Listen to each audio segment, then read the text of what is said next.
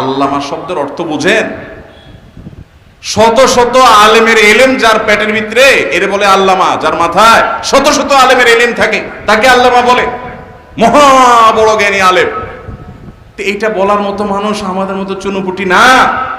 আমরা দু চারটা কথা আপনাদেরকে বলতে পারি। আল্লামা এত সস্তা উপাধি না, এই দেশে সব কি আল্লামা। তো মাহফিলের যারা আয়োজন করেন, আল্লাহর হস্তে এই মঞ্চ থেকে পাম্পট্টি দেওয়া বন্ধ করেন। পাম্পট্টি দেওয়াটা খুব খারাপ একটা স্বভাব। নবী করিম সাল্লাল্লাহু আলাইহি ওয়াসাল্লাম নিষেধ করেছেন, এটা খুব বদ স্বভাব। এই স্বভাবের মানুষ ভালো মুসলমান না। সেখানে মাহফিল মঞ্চ থেকে এই সমস্ত আজাইরা পাম্পট্টি কিভাবে দেন? কামেলে মোকাম্মল, আলেম কুলের শিরোমণি, আন্তর্জাতিক খ্যাতি সম্পন্ন, বাইরে বাইরে ভাই যত টাইটেল দুনিয়াতে আছে সব আইরা লাগা দিছে যদু মধু আমাদের মতো যাত্রার নামে শুরুতে। দিনের নামে পাগলাম ওই হাস্যকর কাজ আল্লাহর ওয়াস্তে করবেন না। অনেক বক্তা আছে, অনেক হুজুর আছে, তাদের পোস্টারের নামের আগে আর পরে যে টাইটেল 2 লাইন 3 লাইন টাইটেলও আছে অনেক পীর সাহেবের। এই টাইটেলগুলো সব পড়তে পড়তে পড়তে এরপরে আর নাম খুঁজে পাওয়া যায় না।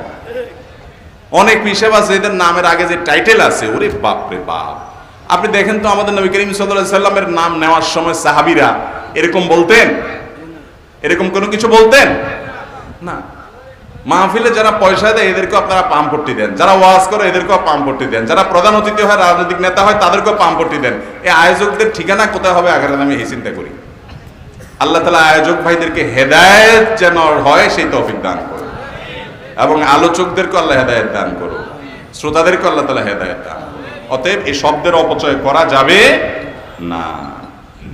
মুহাদ্দিস বলা হয় যিনি হাদিস বিশারদ। বাংলাদেশে সাধারণত হাদিসের কিতাব পড়ায়, হাদিসের শিক্ষক হলে তাকে সাধারণত মুহাদ্দিস বলে। আর এমনিতে হাদিস সম্পর্কে পাণ্ডিত্য আছে, হাদিসই তার স্পেশালিটি, এটা নিয়ে তার পড়াশোনা, হাদিস সম্পর্কে অগাধ নলেজ ইলম আছে, তাকে সাধারণত মুহাদ্দিস বলা হয়।